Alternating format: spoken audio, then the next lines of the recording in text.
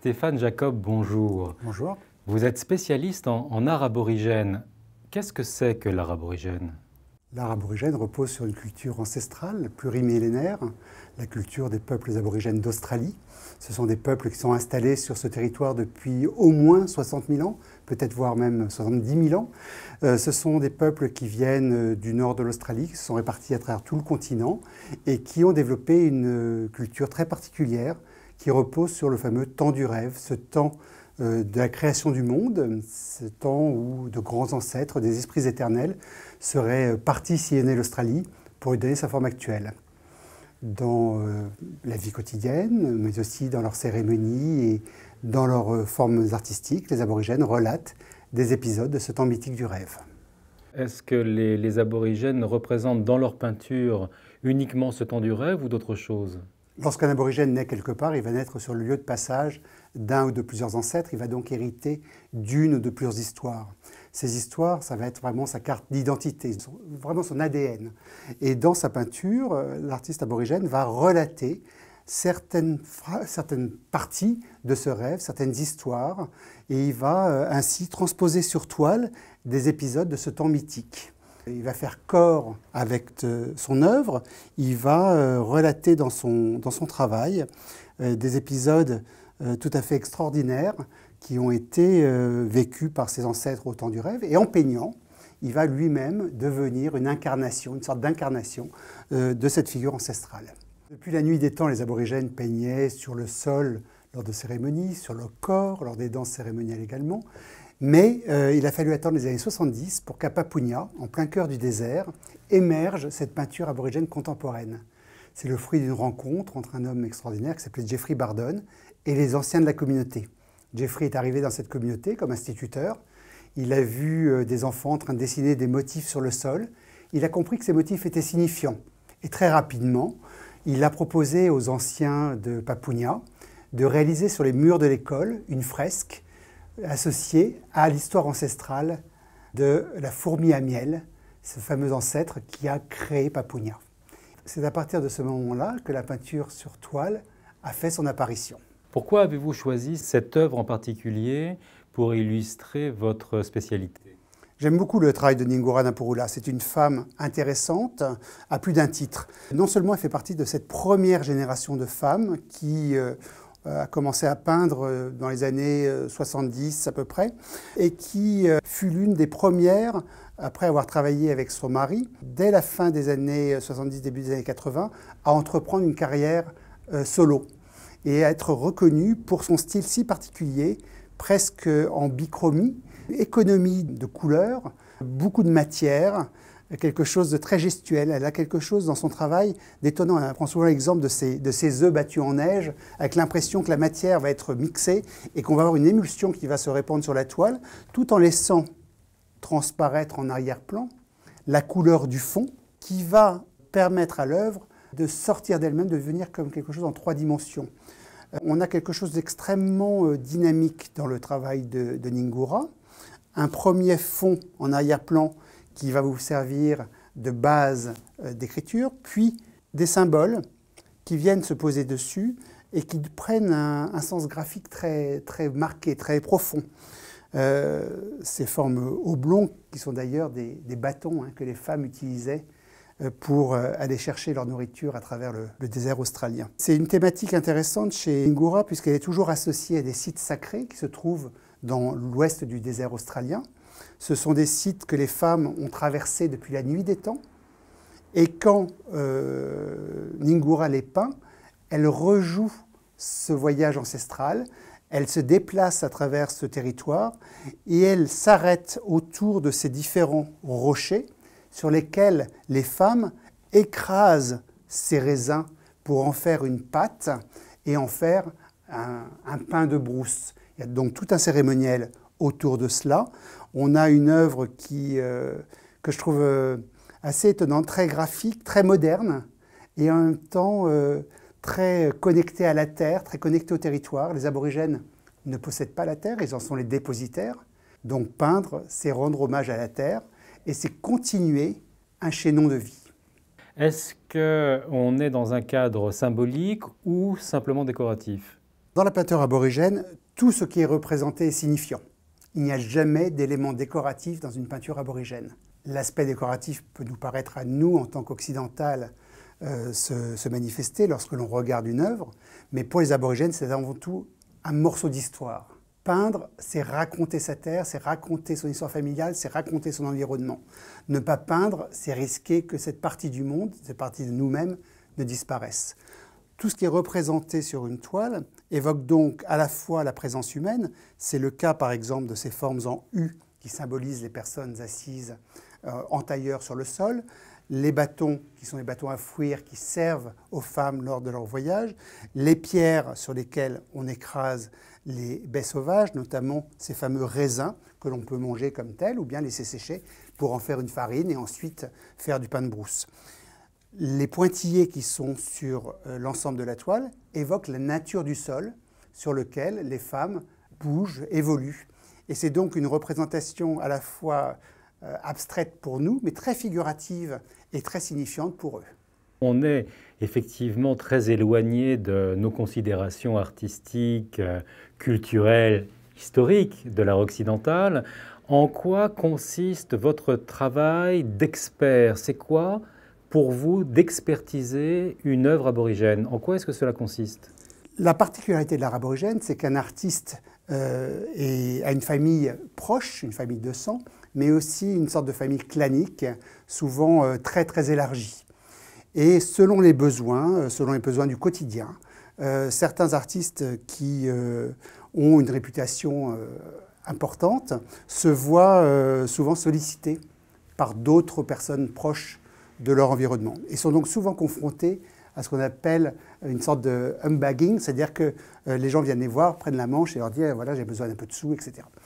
Donc il y a eu une tendance malheureusement en Australie où certains artistes se sont vus récupérer par ce qu'on appelle des marchands de tapis, carpetbaggers, qui sont des gens qui vont exploiter ce filon en faisant travailler les artistes souvent à prix réduit, ou bien en faisant travailler d'autres personnes de la famille, prétextant qu'il y avait une sorte de lien familial qui les autorisait à peindre le rêve en tant que tel. Donc souvent, les gens se retrouvent confrontés à ce problème-là, c'est-à-dire qu'on a sur le marché des Picasso. Ce ne sont pas des faux Picasso, mais c'est peut-être pas Pablo, c'est peut-être Robert ou Marcel. Donc c'est pas tout à fait la même chose. Lorsque les artistes travaillent dans certaines situations, ils peuvent être amenés à travailler avec plus ou moins de confort, plus ou moins de vigilance, plus ou moins de minutie sur leurs œuvres. Et très souvent, on va voir que selon les contextes dans lesquels les œuvres sont créées, selon l'origine des œuvres, la qualité n'est pas du tout la même. Donc ce ne sont pas forcément des problèmes de faux, mais ce sont plutôt des problèmes de contexte dans lesquels les œuvres sont créées. Et c'est donc là que vous intervenez afin de juger ou de nous aider à déterminer si une toile est de qualité ou si c'est une toile qui a été faite un peu pour la butte Montmartre. Alors, c'est un petit peu ça. Mon travail ne consiste pas à juger, mais il consiste à éclairer le visiteur sur ce qu'il achète et lui dire, voilà, de façon très factuelle, on sait que les œuvres de tel ou tel artiste important, c'est le cas par exemple de Ngura Napurula, qui se trouve dans des collections de musées, des collections prestigieuses. Les œuvres de Ngura viennent toutes du centre d'art de Papunyatula Artists Limited, qui était le premier grand centre historique en Australie. Si vous trouvez des œuvres de Ngura qui viennent d'autres provenances, ça ne veut pas dire qu'ils sont mauvais, ça ne veut pas dire que... Voilà, mais ce n'est pas forcément un choix qui serait fait par un musée ou par un collectionneur avisé. Selon les conditions dans lesquelles les œuvres sont créées, elles vont être vendues avec un certificat d'origine, un certificat d'authenticité. Ce certificat va permettre de retracer la provenance exacte de l'œuvre et les conditions dans lesquelles l'œuvre a pu être créée. Au dos d'une œuvre aborigène, vous avez généralement quelques éléments qui vont vous indiquer d'où provient cette œuvre.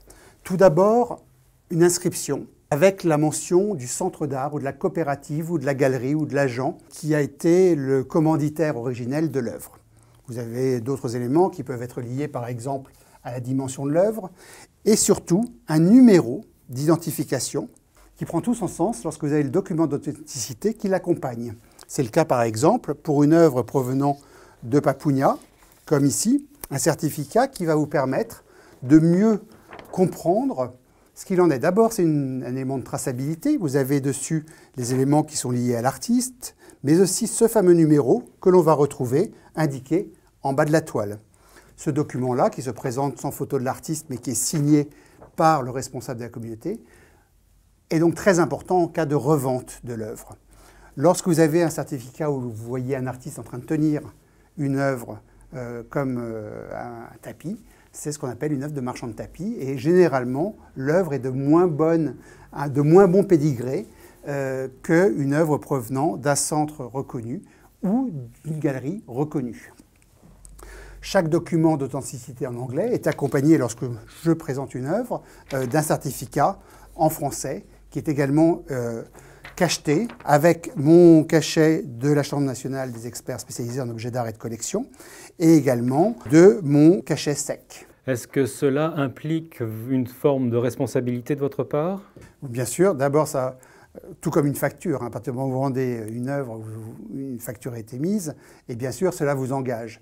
Le certificat accompagnant l'œuvre est un élément de plus à la fois dans la crédibilité que vous apportez à l'œuvre elle-même, mais aussi dans votre propre suivi. Vous avez une responsabilité sur un grand nombre d'années, évidemment.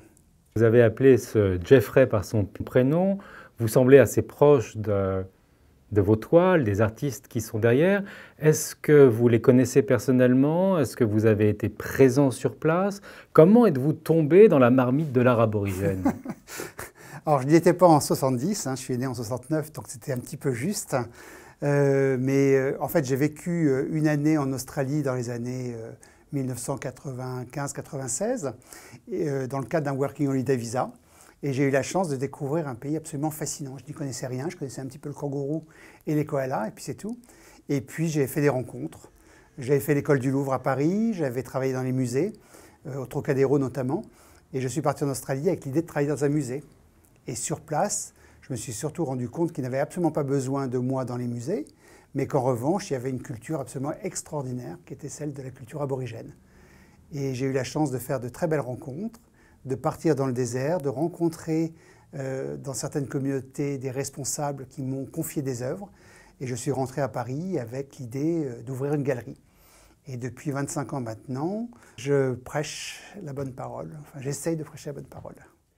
Stéphane, vous avez voulu nous parler de cette œuvre en particulier. C'est étonnant parce que j'ai presque l'impression de voir un Popova ou un Lissitsky, enfin quelque chose de l'avant-garde russe du début du XXe siècle. Pourquoi avez-vous choisi cette œuvre? Absolument, j'ai voulu montrer une œuvre d'Abiloï Kémaré qui représente le rêve de la poule sauvage. C'est une thématique très particulière qu'elle a héritée de son père et qu'elle transpose sur toile en évoquant à la fois au centre le lieu de nidification de l'oiseau, mais aussi tout le territoire constitué de graminées que l'animal est allé picorer. Et pour représenter ce territoire, elle va utiliser une technique très caractéristique de la peinture aborigène, la fameuse technique du pointillé. Pour ce faire, elle va prendre une petite pique en bois, une pique à brochette, qu'elle va tremper dans un petit godet de peinture.